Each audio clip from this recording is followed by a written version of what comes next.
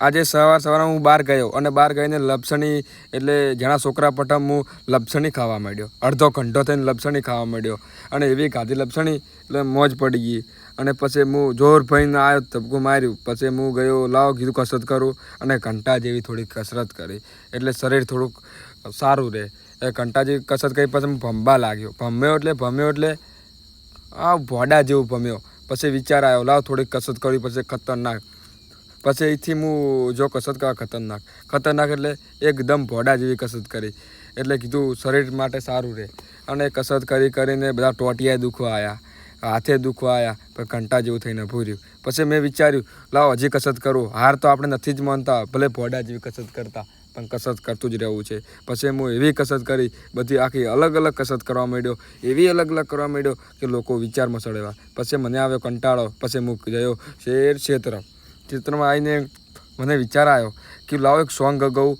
એટલે હો સાજણ મારી રે અલી સાજણ મારી,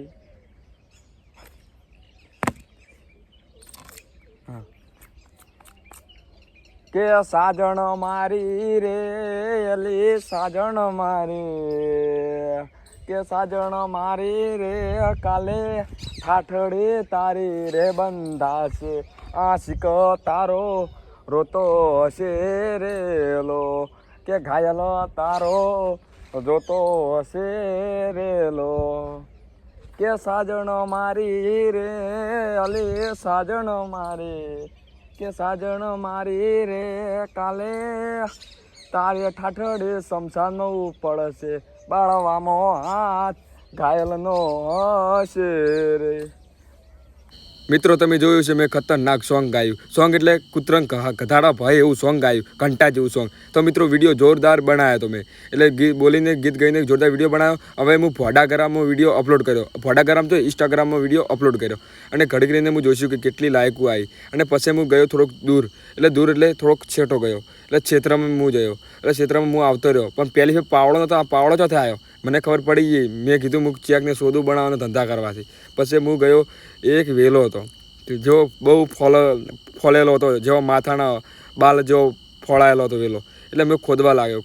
મેં કહ્યું માલ બાલ હશે, પણ તમને ખબર નહીં માલ કેવો, ઘંટામાં આવા માલ હોતો હશે, ભોડામાં માલ હોતો હશે એવું તમને ખબર પડવી જોઈએ. પણ મેં કાઢ્યો, એટલે કોઈ થોડુંક કાઢ્યું, લોબા જેવું કાઢ્યું, એટલે ખાવાની વસ્તુ હતી. હું અહીંથી આવ્યો, ચકલી આવ્યો એટલે ધોવા લાગ્યો. ધોયું ચેક કરી તો આ શીરચામાં આવે છે. પછી વિચારમાં આવ્યું કોઈ ગડબડ તો હે પડી, તોય ધોયું મેં. તો ધોયું નરું શીર આવતું હતું. તો મેં કહ્યું લાવો આપણે થોડુંક ખાઈને ચેક કરીએ કે કેવું લાગે છે. પછી હું થોડુંક બેઠો ને થોડુંક લાવો આ લોબુ હતું, હું લાવો થોડુંક ખાઈને ચેક કરું. થોડુંક ખાધું એટલે પછી સ્વાદ જેવો આવે ખબર છે, એકદમ ભોડા જેવો સ્વાદ. પછી તોય મેં તો ખાઈ જાઓ. આ ઘંટા જેવું ના ખવાય, તો પણ મેં કીધું ભૂખ્યા હતા એટલે ખાઈ લીધું. પછી હું ગયો દૂર, એ બધું હું ફેંકી દીધું વસમાં. પછી આવ્યો ખેતરમાં આવ્યો, કીધું એરંડા કાલ પહેર્યા થાય ઉજા. પછી વિચાર આવ્યો એરંડા હમણાં પહેર્યા છો ભોડા મૂકતા હશે. પછી હું ગયો થોડોક શેટો ગઈને પછી હું ઘેર ગયો એટલે મને વિચાર આવ્યો કે આ ભોડા જેવી ઘંટા જેવી જિંદગી જીવાય નહીં. પછી હું બેઠો મોસામાં બેઠો. પછી વિચાર એવો આવે મળ્યો કે લાવો આ કદાળી છે, લાવો કદાળી થોડી ફિટ કરી નાખું શેટી, એવો વિચાર આવ્યો હતો, ભોડા જેવો વિચાર. પછી લાવો ફોન કર્યો, ઓહો ફોન બેરો ભોડો જેવું થઈ ગયું, કારણ કે સો તો વાજી ગયા, દાળો હાથમી ગયો. પછી હું સૂઈ ગયો, એટલે ઊંઘવાનો ટાઈમ થઈ ગયો હતો. એટલે પછી હું સૂઈ ગયો.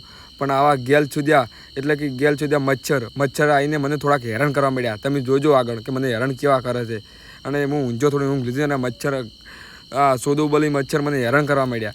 પછી મેં મચ્છરને ભગાડ્યા. પછી હું ગોદડું મોટું ઉઠીને સૂઈ ગયો અને ભોડા